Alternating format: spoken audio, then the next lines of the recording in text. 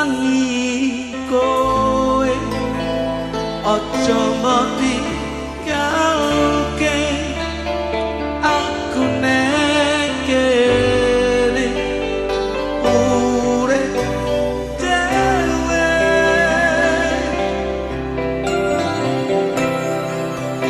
padha dilakoni apa sing terjadi saling mencintai jangan menyakiti kau tetap milikku ku selalu setia untuk menemanimu aku bisa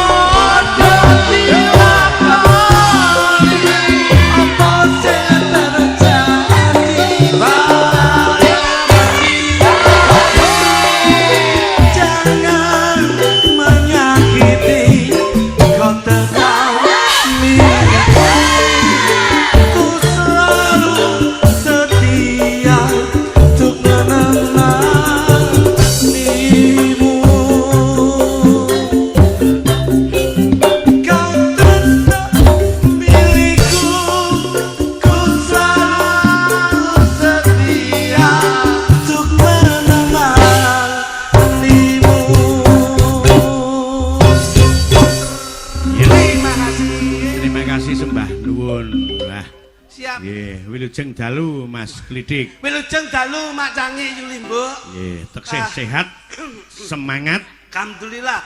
Alhamdulillah sehat, semangat, waras, kuat sedayanipun. Nggih, menika wonten salam Mas Klidik. Dawuh saking pundi Mas? Saking Ponorogo. Nggih. Assalamualaikum Mas Dalang, gang dalu, gang aktivitas kula saking Balung Ponorogo Balong. Alhamdulillah. Nderek wewungan kula nyuwun lagu Bajing loncat mboten langkung. Salam dateng Mas Jo Klidik, Jo Kluthuk. Derek salam wangsul dateng nggih. panjenenganipun Mas Minto. Nggih. Nggih. Menika saking Kenong Balap niku sinten? Alhamdulillah Kenong Balap nika kek sentuh. Kada senenge ngomong. Kita do kangen tenan kok niki kok. Alhamdulillah Mas Minto. Kang Soirin. Kang Soirin. Yoga niku. Kang Soirin yoga. Iki yogane Pak Sentuh niku. Jenengane wis gawe-gawe. Mula alhamdulillah Mas Sentuh. Jenengane nular-nulari kok iki. Ngeten Mas Minto. Kula niku kaya-kaya jan kaya-kaya ketemu dulur saestu. Bapak Manidi kalian Bu Paijem kok ya jembleng serendeng gumun setahun. Kok ya remen budaya, kok ya seneng wayang kulit. Asejene iku kok ya duwe lapangan semene mbane ngono. Ya turi jan. Payah magrib budal sembayang menyangkali jo nyaking timba. Mumpung sik urip sregep-sregepon nanggap wayang, sok nikmati ben munggah swarga. Wah, niki lho. Mula niki bengi alhamdulillah Bu Paijem gelar wayang ngeten iki pun pahalane luar biasa, sedekahe ora umum, rakitang sithik wong seneng ora dirasake dhewe ning dibagi karo warga tetangganipun. Niki Mas, niki jenenge sedekah tun wong sing ora medhit ngeten niki. Jajal sampean delok Bu Paijem kali Pak Manidi. Dicontoh ngono kuwi. Panjenengane lenggah ngono kuwi. Ya. Ayo. Nyenengke to Pak Manidi? Lah iya. Ora sombong to? Gak nyatane sugih tapi ireng ya Pak Maidi. Loh. Sugih tapi ireng iki kepiye? Wong ireng kuwi ndudoke wong tanggung jawab kula wentah. Wong sregep le nyambut gawe tanggung jawab marang kula wargane. Ora nyawang kuwi isuk, ora nyawang kuwi awan, ora mirsani kuwi wengi. Sirah gawe sikil, sikil gawe sirah. Oh, akrobat piye kok sirah? Ora lambemu kuwi lho. Ora lho. Paribasa. Sampean ngarani Bapak Manidi kuwi ireng mergo nyambut gawe. Iki ya ora kena dipaedu mergo nyambut gawene awan. Lah wong sing awakmu nyambut gawene bengi ya ireng lho coba. Jajali. Loh, aku biyen awalnya putih. Cuman ndelok iki pas jogo selepe bledos malah ireng, Pak. Oh. Nyapura bledos. Tapi nun sewu Pak Manidi menika nun sewu. Senajan to ireng paribasane ireng awake dhewe ning insyaallah bakal putih atine, putih resik tegese putih atine ya putih keluargane. Amin. Ning nadyan to kepiye wae wong semene kae iki umpama kulite putih, awake putih, sing digoleki lek sing ireng. Sing ireng Pak Minto. Lah iya. Kene iki Pak Minto. Sing ireng apa to Pak Minto? Maksude Mas Minto sing digoleki sing ireng ki mripat Pak Manidi lho. Mripat ki nek putih to lak elek. Nah, mesti ana ireng. Ireng pelengkape ngono kuwi Mas. Nah, ngono lho. Dadi kudu digoleki. digoleki. Aspal kae ireng. Kae gunane kanggo ben ketok dalane. Jajal putihen kabeh, ra bloloken mripate. Mula kabeh ki ndelok. Pak Manidi menika lho. Piantune sewu.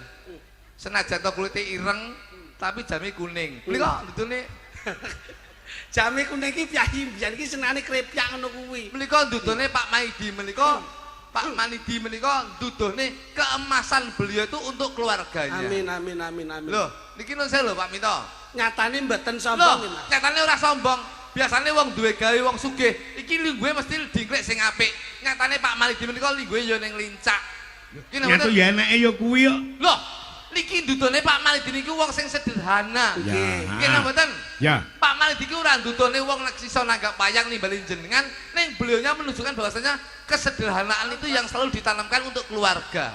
Sugih ora malih, Penak ora ndangak, sugih bondo ora pamer dodo. Niki Pak, Menika Pak Manidi Pak selalu dingkluk anda pasar ora ndudone wong duwe. delok ngisor. Delok ngisor Pak nun sewu. Sebabe nyapa kok delok ngisor? Delok duwe ceblok apa ora ngerti. Delok ngisor ki ora Tegese delok sombong. ngisor ki ora sombong. Wong sak rekasane menungso isih ana sing wong sing luwih rekoso. Lho, Isone mulya gumantung saka lho, wiwitane isone mulya biyen wiwitane rekoso, Pak. Isone sukses biyen dari proses. Niku Pak Manidi, Pak. Kula niku kali Pak Manidi pun ngeten lho, Pak. Masyaallah. Plek. Kalih bapak ki. Loh. Ngeten, Pak. Heeh. Pak Manidi Bu Paijem kali kula jos, Pak. Ha nek kaya bapak, kaya ibu, Loh, kaya anak kudune lak bekti kaya putrane. Wis to. Mas Arifin, Mbak Gesa. Pak Manidi menika nuwun sewu. Pak Manidi kali Bu Paijem menika Nyapa? Nyapa? Endi? Pak Manidi kali Bu Paijem menika Lho, la yo endi Bu Panijem endi? Kae nek bapak lenggah kene iki to Mas Minto. Heeh. Nek ibu lho lenggahe ning ndi? lho Bu Paijem. Sing ndi? Beliaunya itu loh. Oh. Pak Manidi kuru, Bu Paijem lemu, Pak. Sebabnya Mas. Itu menunjukkan bahwasanya perjuangan seorang lelaki demi kesuburan seorang wanita. Oh, kebahagiaan seorang wanita. Saya yakin moto dari Pak Manidi itu adalah happy wife, happy life. Weh. Sik moto dari Pak Manidi, happy wife, happy life. Artinya bahagiakan istrimu, insya Allah keluargamu juga akan bahagia. Dan tepuk tangan kagem Pak Manidi. Iya. Kali Bu Paijem. Dadi cekake rekoso wong lanang sing penting bojone mulya. Mulya, Pak. Wong lek iso mulyakne bojone, insya Allah keluarganya akan bahagia. Contohnya apa sing dijawabne putrane Pak Manidi menika, insya Allah akan hidup berbahagia dadi keluarga sing sakinah mawaddah warahmah. Amin. Ya. Amin. Pak Manidi menika nuwun sewu.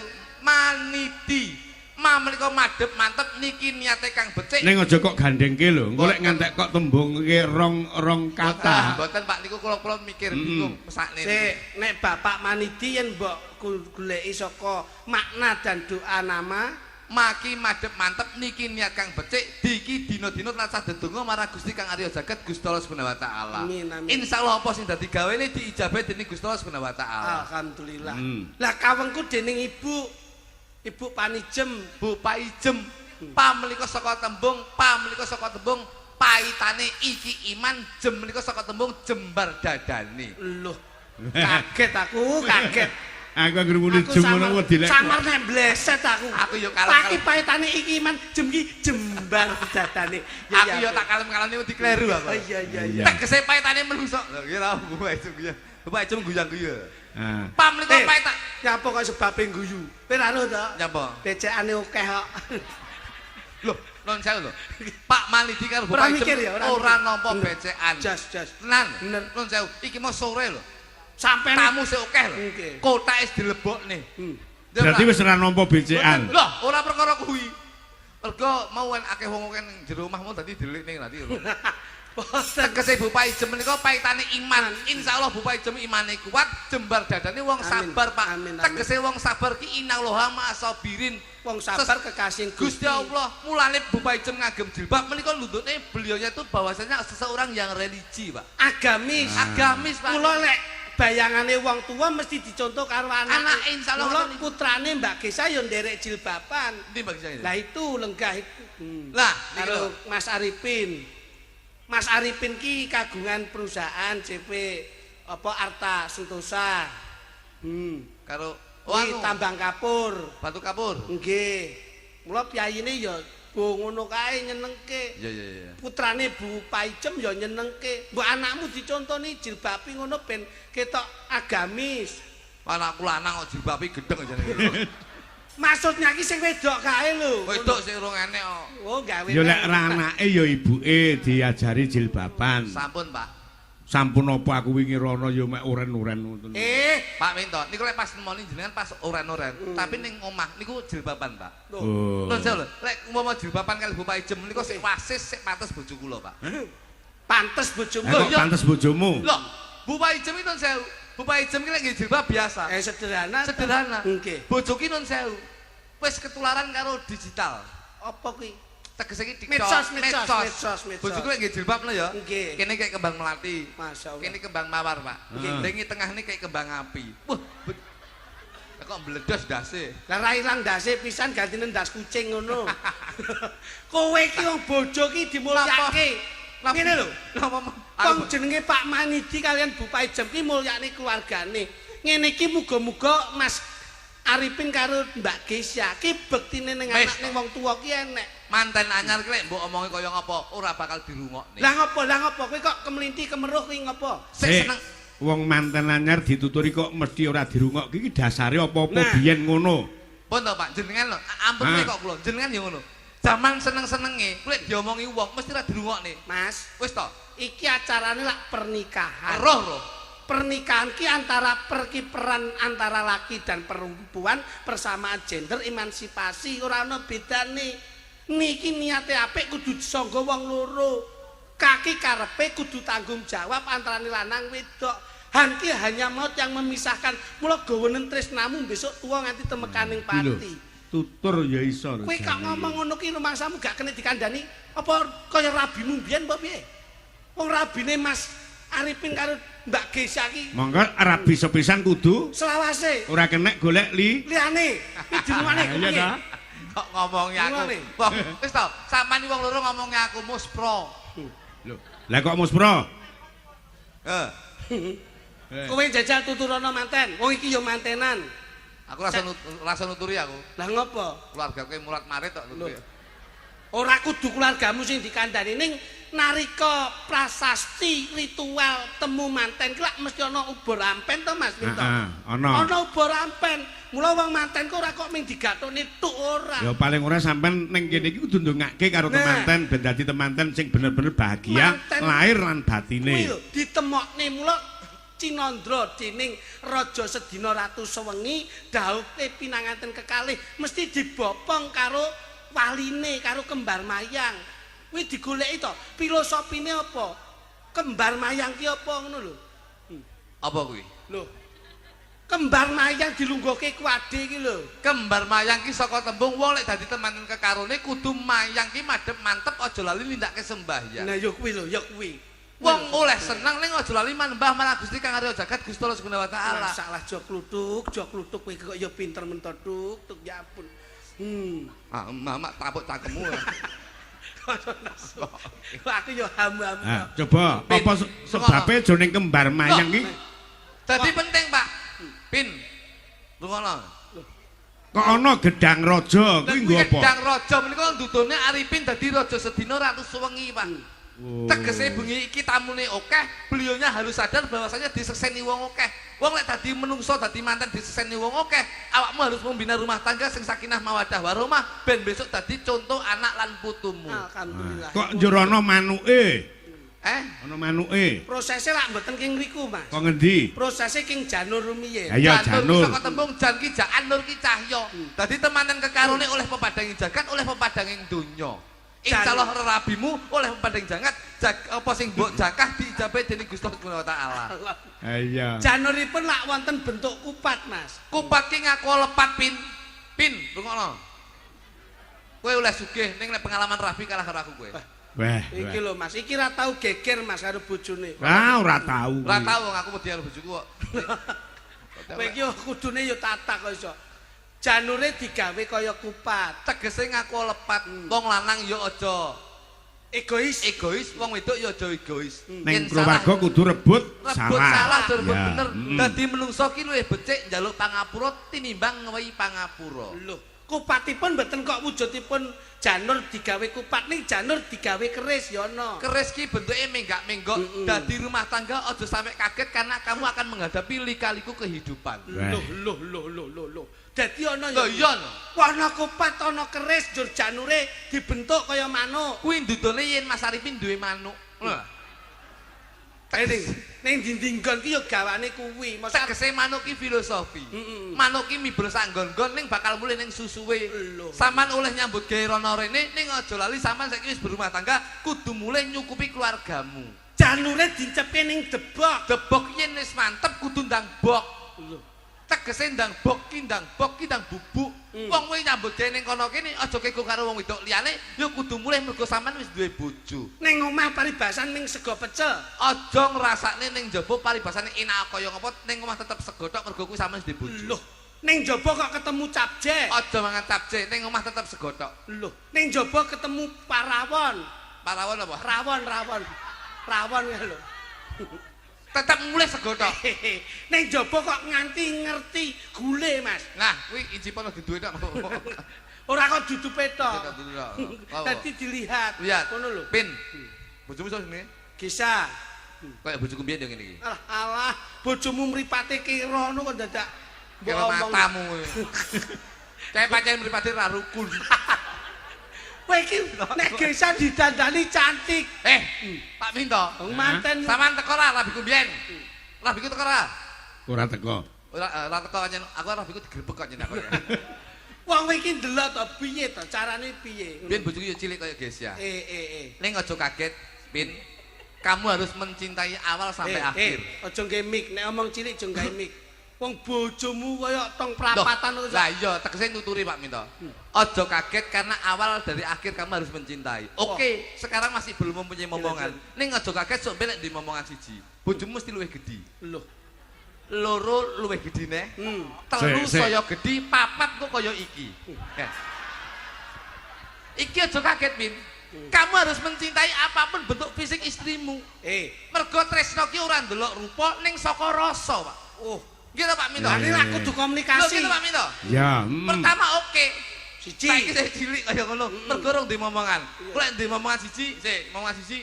Wis sak ngono kuwi. Ah, lho gede. Nah. Loro. Nah. Telu, iya. Sampai ngono. Wis gedhe sembarange. Wis gedhi sembarange ning aja sampe ngelongi gedene rasa tresnamu karo bojomu. Nah, mergo kuwi sak antarane wong loro kudu komunikasi. Yen iku, Pak. Lho, aja. Lho. Harus komunikasi. Yen iso sampean karo bojomu ben awet. Iki pin tak tuturi ya, guys ya. Aku iki rabi wis 17 tahun. Weh, ping pira, Mas? Pisan lho, Bos. Oh ya wis. Aku iki tertib ora kaya kowe.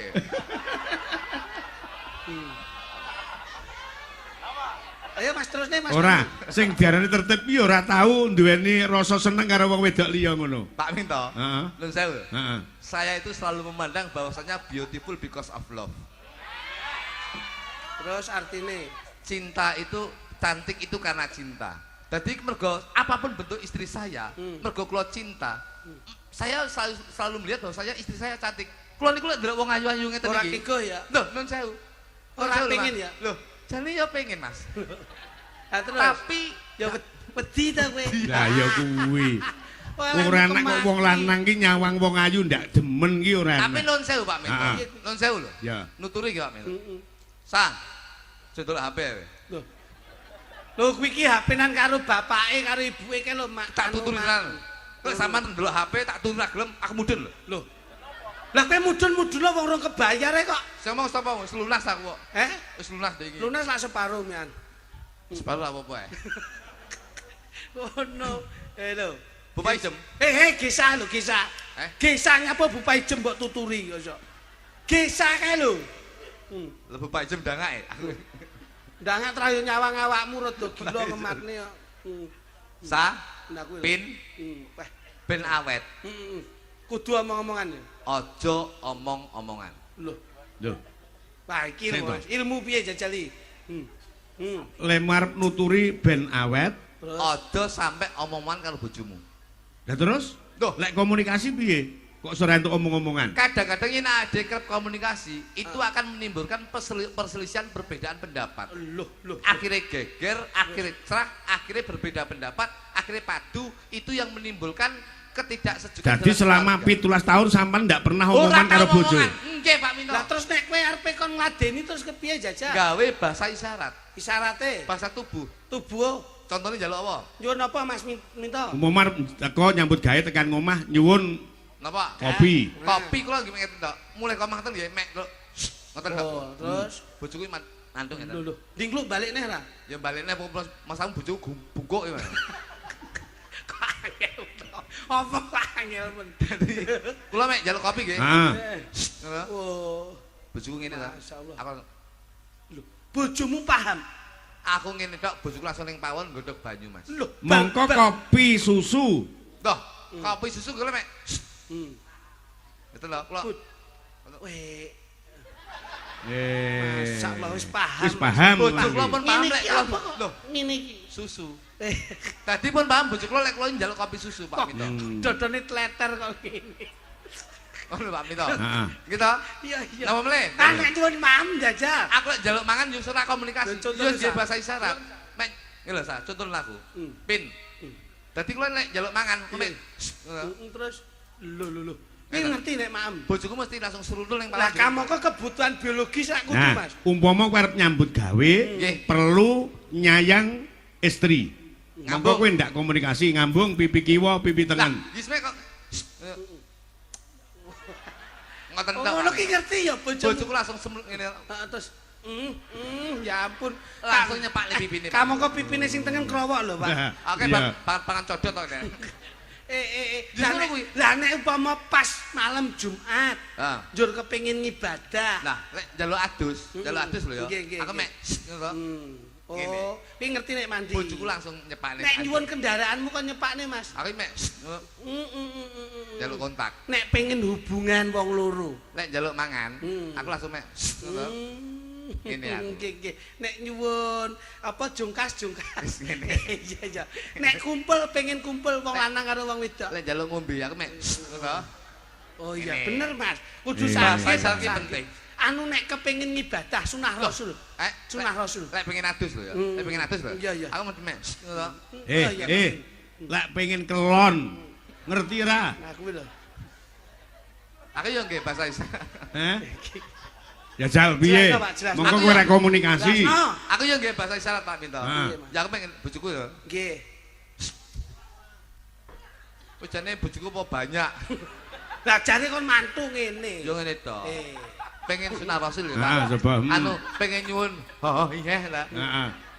Aku yo pengen ndak. Nggih bahasa isyarat aku, Pak. Terus akhirnya piye bar kuwi terus bar ngene iki malah terus piye aku langsung terus bar kok ngesor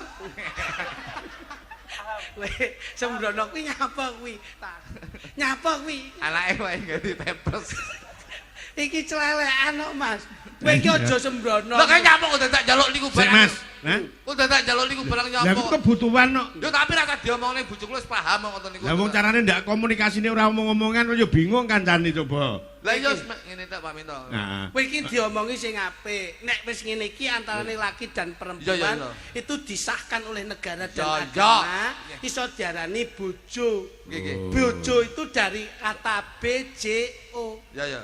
BOJO. Kuwi nek diwaca bojo. Mula B itu bangkitlah imajinasimu untuk memprioritaskan dalam kebahagiaan keluargamu. Ki lho. Iya ya. J itu jangan memberi janji-janji palsu. Nek tresno ya tresnanono, nek ora tresno ya tetep tunggonono. Lek tresno ya tresno sing tekan ati. Lek ndak tresno ya tukuwa. Lho tukuwa contongmu ki lho. Tegese tukuwa apa barang sing bisa nyenengne bojo. Oh lah kuwi lho kaget. Ben bojomu luwih tresno. Nah, coba Mas, saiki aku arep nyuwun panjenengan. Nggih, nggih. Dadi seorang pelawak ki harus apa-apa bisa. Kula sebenarnya iso Pak Minto. Kula Aku nyuwun panjenengan iki engko nganggo bawa roman nganggo Siap, presiden. Coba kaya ngapa? Kula tak golek sing rada niki mon Wis, Pak. ben ora perlu. sak senenge panjenengan sapa sing dikersake? Niki mawon sak wulan rantek, Pak. Hah? Sak wulan rantek niki. Oh, Pipit. Alah, Pak Manidi niku nyapa sebabe lenggaten nggih ngematne kentongan bali desa niki. Ya nduk ngadekon nduk, kaya ngapa nduk? Ora ngono kuwi kok iso. Kowe ora samar, aku ora seneng nek rada cantik-cantik sing tak golek ngene iki lho awet. Iya, wis modele kaya begone batu kapur iki ngene iki wis. Lah iki lak calon armadane Arifin to iki. Alah padine golek aman. Ya sing aman ki ya ngene nduk, ora terlalu banyak pertanyaan. Masalah lah kok bokamu kaya tebing. Mas Kluthuk sampean tak goleke gandengan. Nggih, Pak. Ah, nduk diah ngadekono. Coba. Wah iya. Kluthuk jan padose niku. Nyapa to kowe kenyih nyapa to iki Pak Minto sing mundhut. Lah.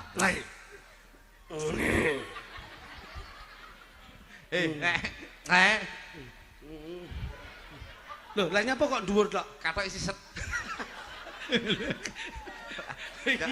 Kata wis mawar Mas. Lah bocah lemu gawe ukuran es wis siset. Aning ra apa-apa no, aku milih sing ngene iki. Katoke sisut mongko diah ra tau katokan. Aku lo gak tau dikene-ngene ra usah. Aku ngene-ngene no Mas. Kowe ra ngerti kok iki tak pesenke klambi kok Delongkas.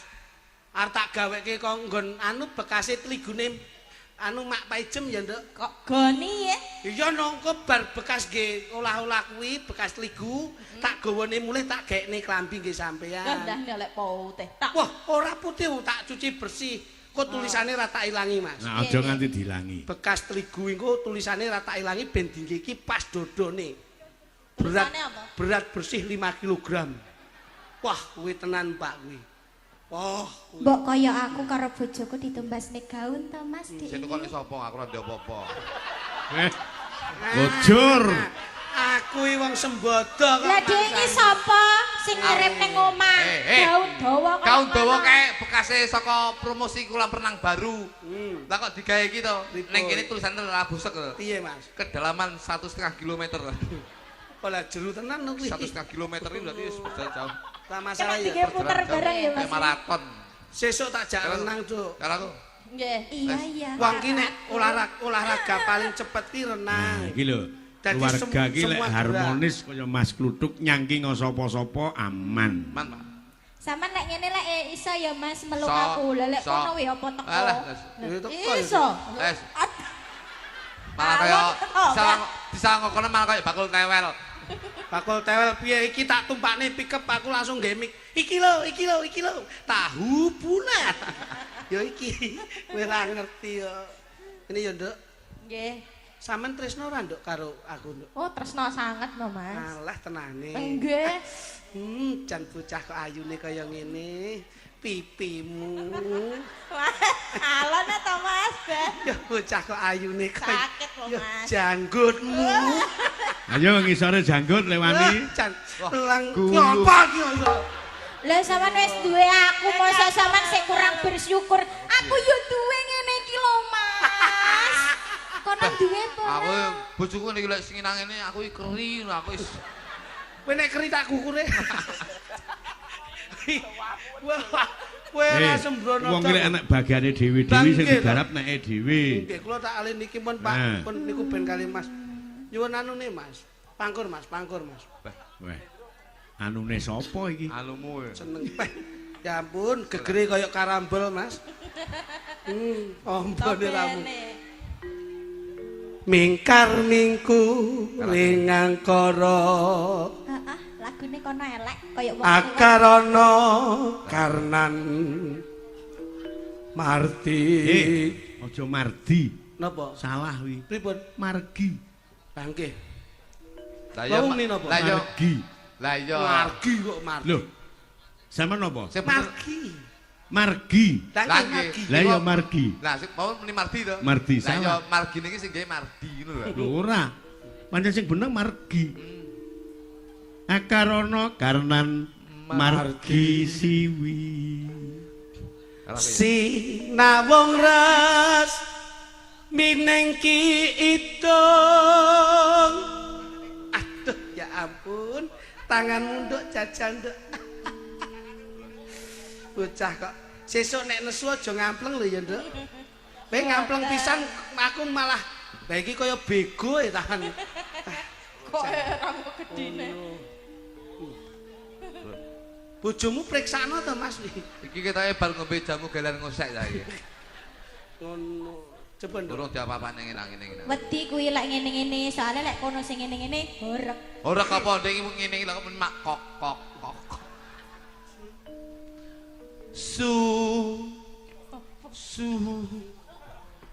Sinawung ras minengki idung.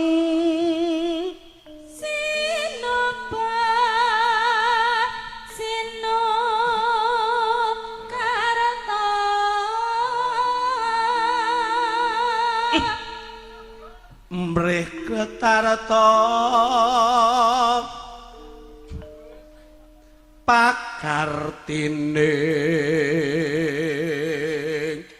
ngilmu luhung.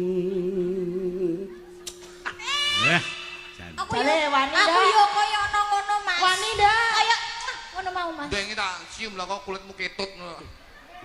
Aku nek karo iki gak kenek tapi hatinya kenek ngono lho. Iki lho Nduk, anakmu wis tuku es lho. Pon peng kalih lho. Iya. Ayo Nduk, terusno Nduk. Kang tumrap ning tanah Jawa.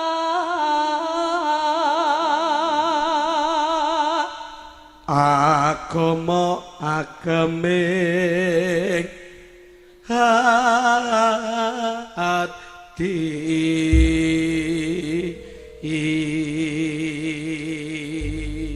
Jajeng garwanipun Kakang Jajeng maruta kowe ndak penake uripmu ndak bopong ndak boyong ning Kadipaten Malupati ya Jajeng. Jajeng. Dalam Kang Mas. Kowe ndang minggato. Lah nyapa? Sisi kok kowe bingung aku. Kok bingung wong diwehi wong wedok agresif kok angel iki lho. Aku ya gandrungan kaya kuwi mang to, Mas. Tak gandrung ya Cak. Heeh, sing enek saga keri. Ngono lho. Gandrung kok sokok keri-keri gudulmu. Lah terbaru. Terbaru apa tau disogok terus mlebu rumah sakit e?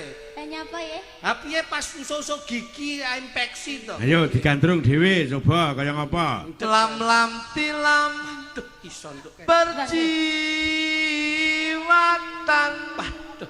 Suaramu kok apik mentu, Mas. Ojo kenyeh. Iya. Tak cipok borok malah. Sesuk nek awakmu pengen kuru, menek tebing kae ya, Nduk. Nah, ceblok kondur. Ceblok kondur ora kru bongkol. Ajeng Loh, to, Mas. ben kuru, dhek kan pendaki ngawur. Olahraga iki yo pilates yo, Nah, Mas, sing apik. Olahraga pilates ki lho Apa Mas sing larang-larang lho Mas, sing ngene. Alah. Kowe lek awakmu iso lek kae ngene gak iso balik dikirane. Ngawure bojoku dhek iki tak tumbasne sing iso mlayu di tempat kae. Treadmill. Kowe ra mlayu ngene, treadmill-e panggah dhek mlayune mburi. Malah kaya anak jaran ya. Kowe ra ro. Ayo dibacetke. Ganggu. Ora tak ganggu terus. Wayahku Pak Wito nggih. Heeh. Ah iya. Cuma aku. Iya, lali Mas. Lala ya. Sodok. Lam tilam Balen berjiwatan pagulingan gandese ayune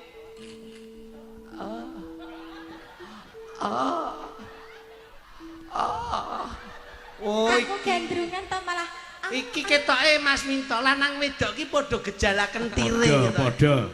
Awang nganteng wae penak kok iso aku. lah kene lagi omong kono wis ngene. Aku kan yo ikut. Kowe iki Lah lho. justru lek wong wadon agresif iku kudu ndang ditandangi. Pak Minto, Ah. kan urung jamu. Aku kan urung tuku jamu ning pojok rejo tangan urung tuku, Pak. Ora usah tuku kowe ngebel aku titip aku. Oke. Ngawur sing enak ning Ndil Wungu nggone jamu Rajiun. Ning kuning lancen kuning ginawa liyan sampean romantis.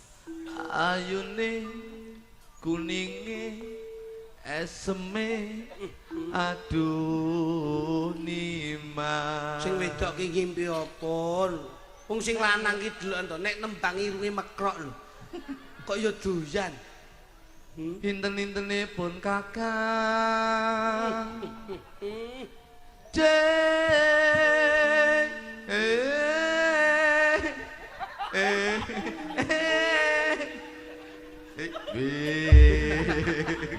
Kayak kelejingan to kowe. Kelejingan. Kowe Ora iso marahi yo. Ngono. Lah nyapa kowe kok nesu tukang gender? nyak kowe. Tukang gender ki sing nintingi suaramu. Gumun to. 10 tahun lah aku ora tau bener gitu. Kowe kene nduk. Ayo. Ya nduk. Janjine ora tenanan jatuh. Oh iya iya iya. Kriwi antati grojokan. Sing mbok pikir apa? Saben-saben dielingke. Terus? Nanging sajake kotang bayi. Pula-pula wis bejaku ya dik ya wis pancen dadi nasibku tak suwun marang sliramu aja dadi runtike atimu. Obahmu rasah nemen-nemen. Sampeyan ki ora perlu dadak obah nemen, aku wae wis bunga. Ngaten nggih, Kang. Nggih. Saking senenge. Nggih, Mas Minto. Ampun ningali awak kula nggih Kang Mas. Piye diajeng? Panjenengan niku sumbangsih napa to kalih kula? Aku ora nyawang awakmu ning aku nyawang atimu diajeng. Ngaten nggih Kang Mas. Atimu karo atiku dadi siji nyawiji mengikat di antara batin dan batin akhirnya menimbulkan sebuah keluarga yang sakinah mawaddah warahmah. Itulah cinta sejati. Sejati. Ya. Dadi Pak. Dingin ning prapatan roh wong ayu ya nyuwawang Eh. jare ning omah. Mripatku nyawa wong ayu ning atiku kanggo kowe cahaya. Tenan apa piye to, Mbok Mas? picek to, picek. Iya kok nganti jeru lek mono kowe kudu rondap wah. Labet kaya aku. Wah kok lem. Nduk coba nduk. Iwak cucu padai karo bebas ini bangun aduh banget ini Kok tuku tipil dok samarien rata pikir aku de ojo-ojo kuwatir. Manuk gagak lawan gunduran. Aduh, Mas, sakit hati jiwa.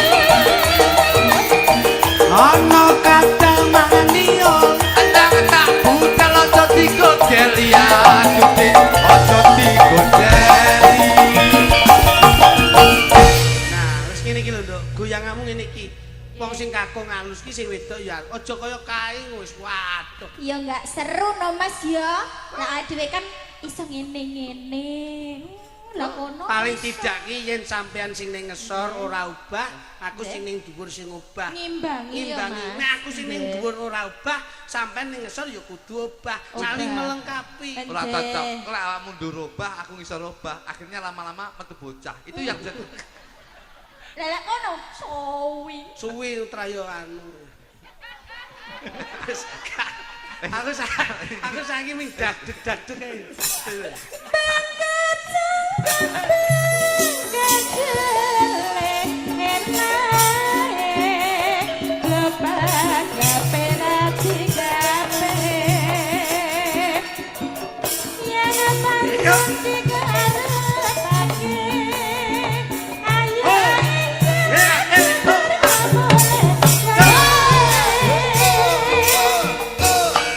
Ayo Domin. Wes rapopo wes.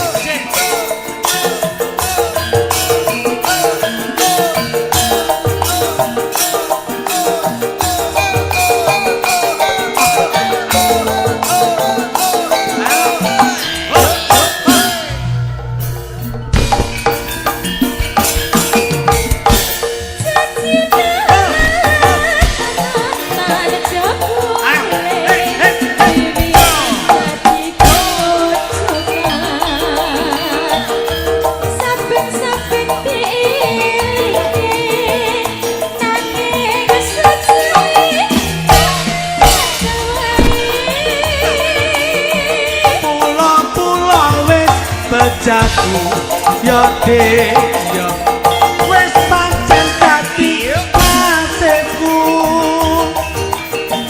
tak suwun malang sliramu aja dadi runtike atimu. Iwak cucuk wadai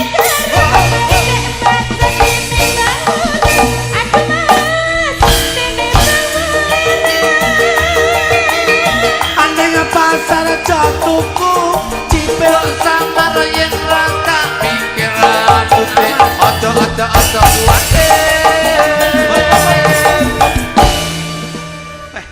ketoke mau pertama mau meneng basa saya bengi sok ngosek to Yan. Oh, ya saya ngrasa. Ndongane penak lho Mas. Anggere ngrasa penak ki ya saya ngosek ngono kuwi. Jan ya ampun, ya ampun. Ki tahun piro ki? Apane sing tahun piro? Iki lho kaya treke Arifin lho tahun piro? Alah. Manuk gagak kok ngaku berat pesen aja manten bicara. Aduh Mas, sakit hati.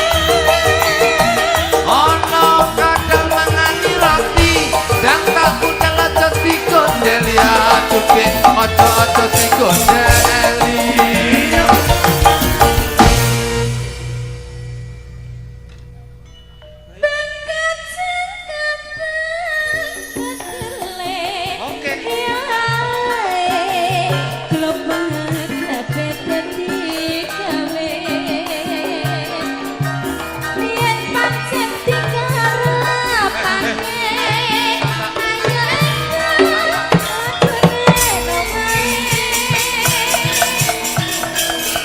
Bocah wadon.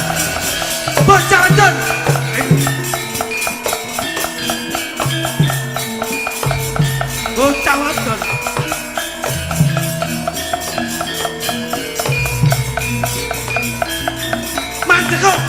Manteko. Hei. Yo kene kowe mai. Bocah wadon manteko. Nandekno sik suwi men to ngendekne.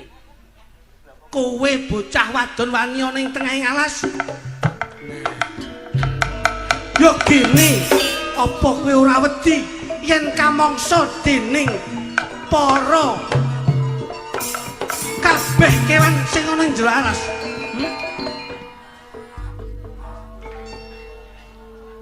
Aku ora wedi. Yo gini kowe bocah wedok manggon ing tengah.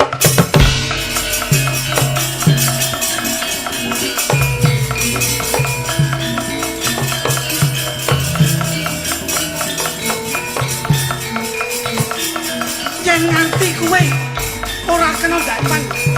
Terus aku wis meneh. Aja nganti kedaden. Dawa men to, Mas. Ndek kae toprak kedawan durasi lho. Durasi. Kok nek limbane perlu susah. Hei. Entong neh. Ing papan kene aku ngeman-ngeman ayuku. Yo kene kowe nganti ora gelem ndak eman.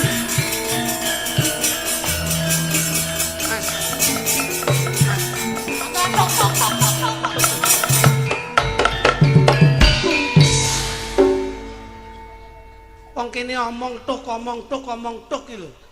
Aku tak omong se aja tuk tak tuk. Kowe ngerti ketoprak apa ora? Lah iya. Mbok tuk tak tuk. Lah iya bojomu iki gedhi ndang tuk. Kudune iki manut sutradara. Iya. Nek wis Pak Siswanda Harjaswita lenggah iki kudune ngerti. Sing lenggah iki Pak Siswanda Harjaswita iki. Iya. Siswa budaya mbengke yak-yakan kowe ngono. Lah Nek aku ngomong aja tuk tak tuk. Ngomong tak tuk cengelmu. dirungokke. Dadi lek kono ngomong gamelane meneng dhisik. Nah, ngono ben selaras. Dadi ben ketok. Bocah wadon. Tak takoni sapa jenenge?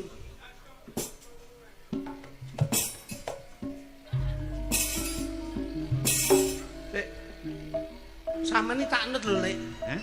Lah sampeyan malah melu-melu kenekan iki lho. Ning kan grimingan swara tipis. Ngendi papan durung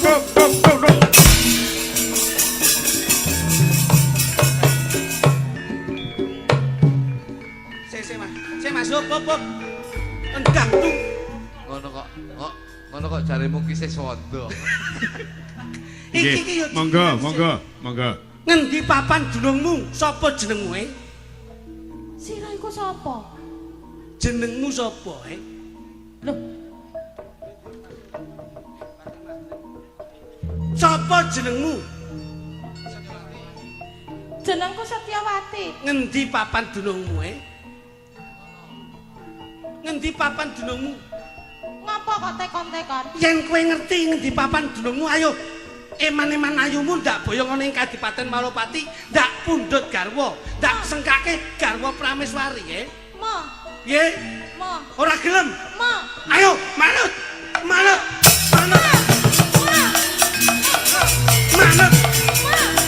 to. Ndak mau. Mas, tolong.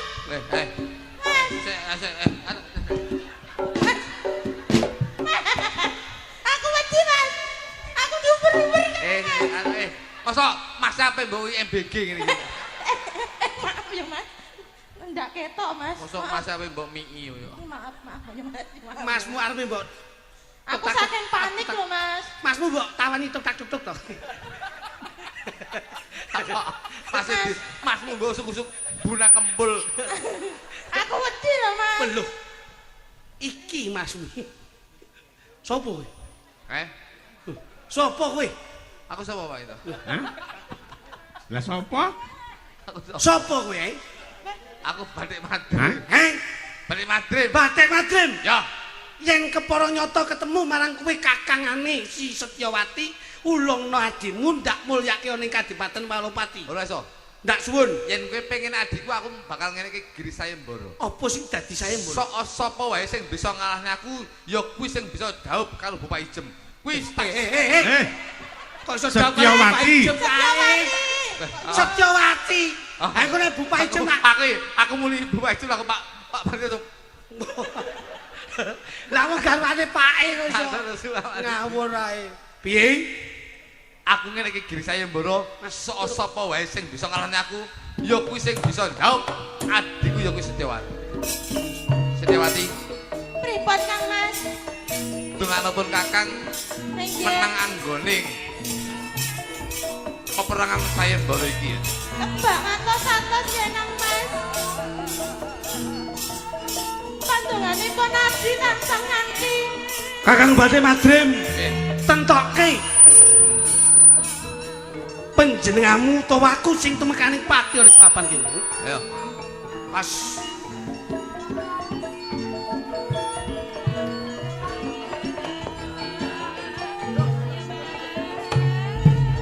nasionalan.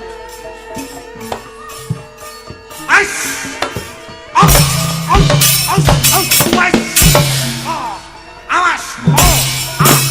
Ais. Oh. Ya.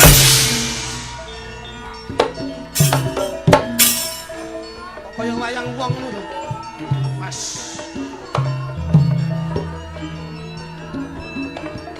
Mas.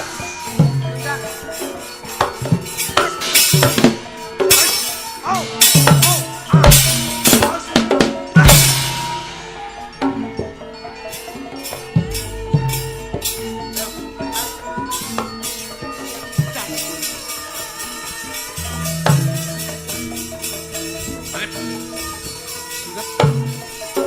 Aku ngitel mau. Kakang Batik Madrim, Aku bakal ngetokne aji-ajiku.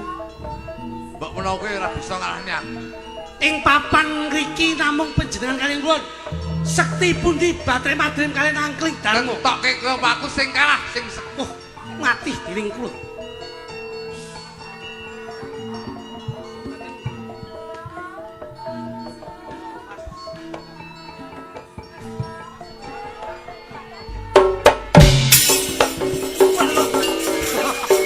Woi, ejan. Sakera.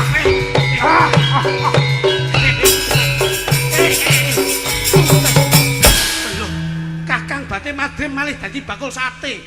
Kon aja macem-macem malah kowe. Sampeyan Batik Madrim, Batik Madrim. Kon gak ngerti aku kowe. Sakera. Loh, Sakera. Sakera. Senajan to walih kawujudanmu, aku ora bakal pangkling Kakang Batik Madrim. Aja macem-macem kowe.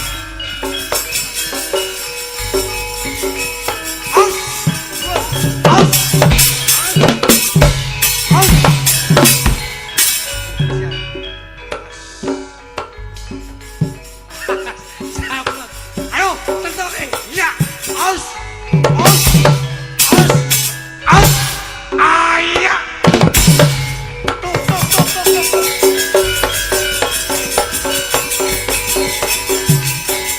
Ayo, Batik Madrim. Ayo, sirep. Ejan, malih kawujudan. Iya, ejan kae. Ada Ninja Warrior. Ah, aus.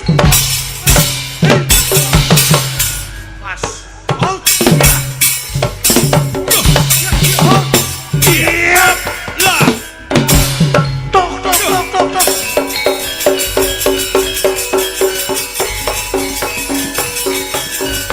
Lanjut. Adalah pulung-pulung.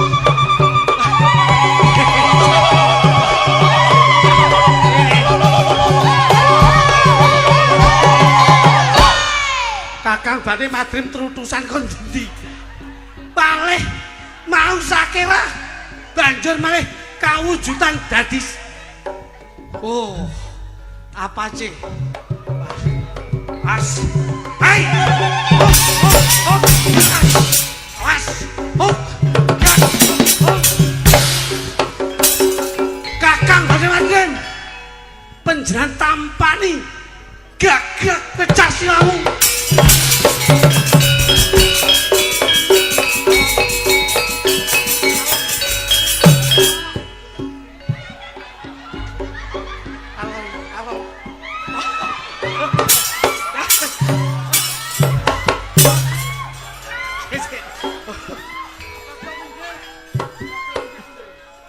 Aku sumu.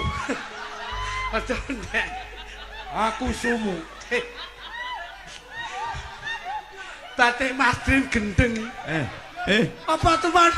Batik Madrim iki ora nggae klambi kok benike ning jaba iki lho. Aduh. Masya Allah. Madrim sumu. Kakang Batik Madrim. Nggih.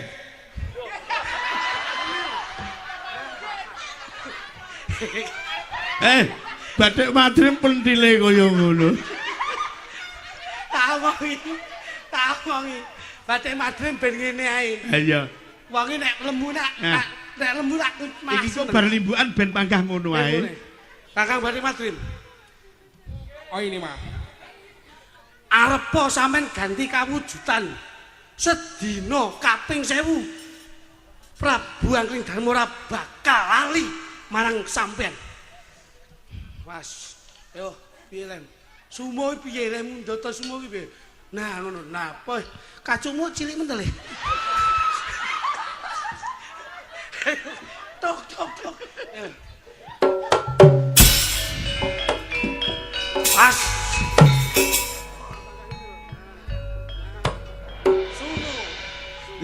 Luki le nyawang.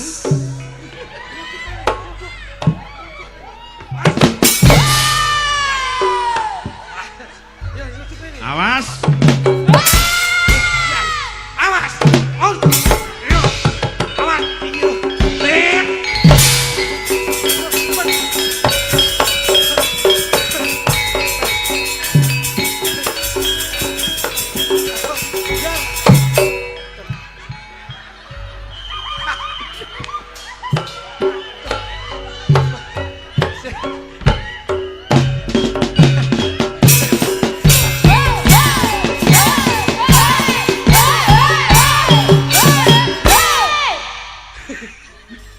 Batik Madrim mlaku dompo ini piye? Masyaallah. Iki kudu bubar iki. Loh, sebab Kudu bubar. sebabe Sing gawe gara-gara sapa? Dalang bubar. Loh, Sampeyan buka neng kene iki mengganggu ketertiban.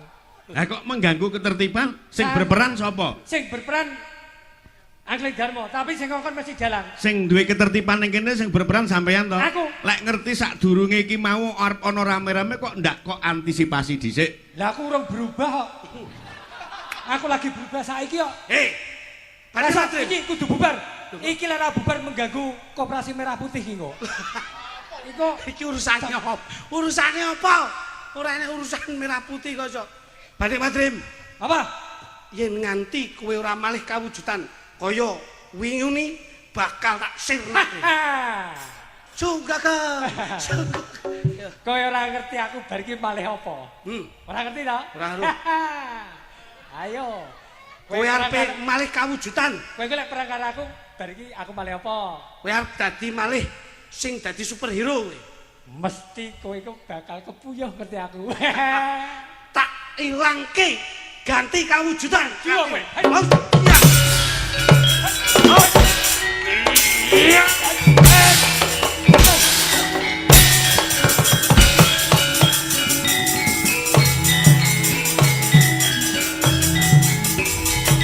Ayo, Batik Madrim.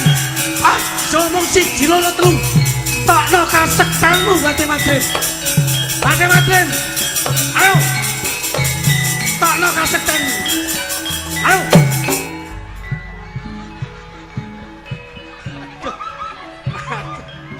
Matengane. Aduh. Waduh, kita ibu paijem gitu. Ayo kok dastere Bu Paijem sing diagem. Matengane. Pangapunten. Pangapunten Mas Dito. Yen saurung-urunge aku sik tegel iso namake Aji-aji Kunjur ganti kawujudanmu. Anu wis kentekan kostum e. Loh, kok kentan kostum iki? Kentekan kostum eneke dasar Bu Paijem tak gawe. Kowe iki kudune ndang piye ngono? Oh piye piye wis kostume sentak. Kostume tek. Iki wong dasar Bu Paijem nang kumban ngono tak jukuk. Bu elek gemujeng lho, Lon.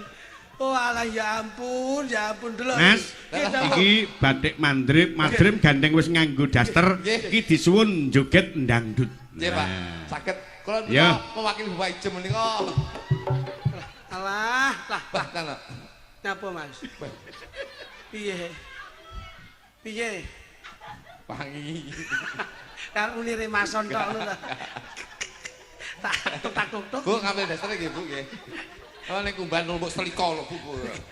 Lah iki yo mbok awul-awul yo apa? Lah nek kuwi tak gawe. Alah Bu, aku iki kangenmu kaya mbul. Bengi iki nanggap Mas Minto ramene ra umum. Tenan aku seneng ra umum karo Pak Minto ki seneng aku rame-rame. Rejak-rejakne anakmu Gesa karo Arifin. Alah ning jero ki isine mek lodok lipik ninju tok.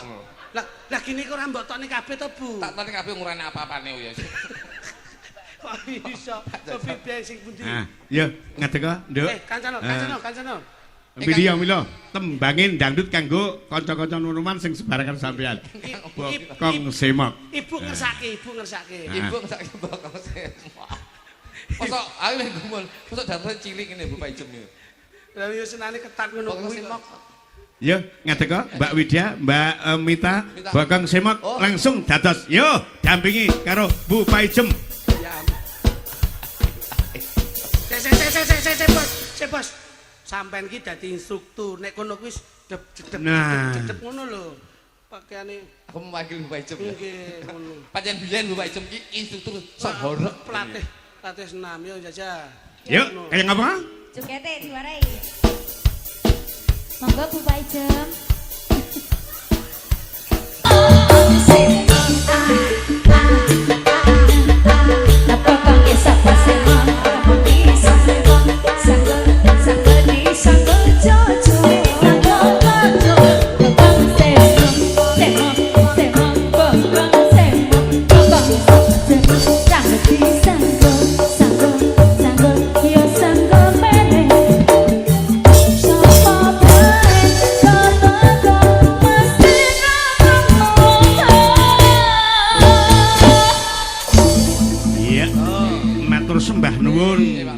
Semok sampun katur Mas Didik.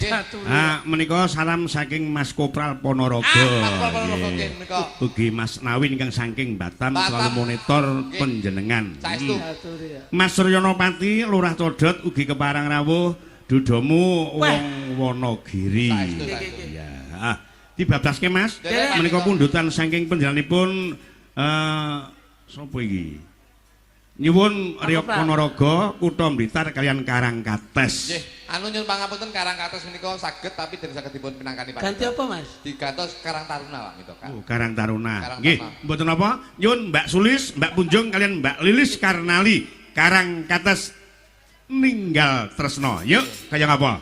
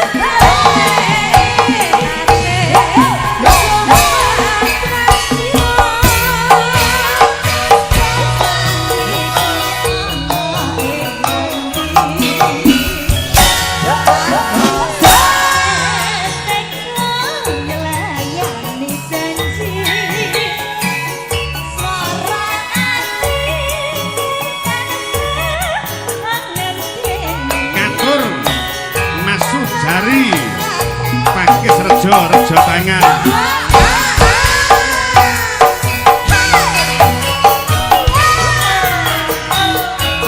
Mas Darsono Lampung Wilujeng Lalu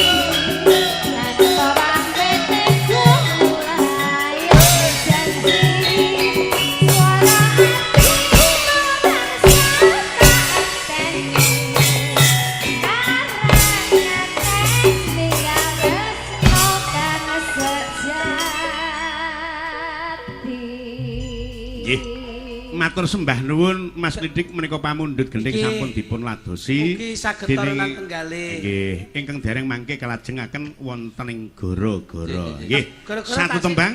Gara-gara tasik saged nderek. Oh, saged joget nggih saged. Nggih.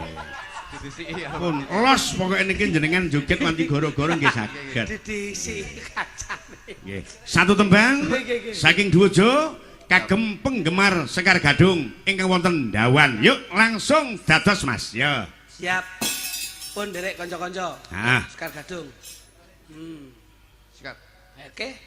Iki karya dari Lagi nopo lebar Ayo wis tak terimake Terus sing lain pateni Nanging aku isih ora mangerteni Mas Jawa apa salah dosaku Patiku geloro rasane tembus ning dodo ora sing obati ambung lingan wong ayuta anti-anti sikat penak ora mung ayo kanca-kanca Sekar Gadung Indonesia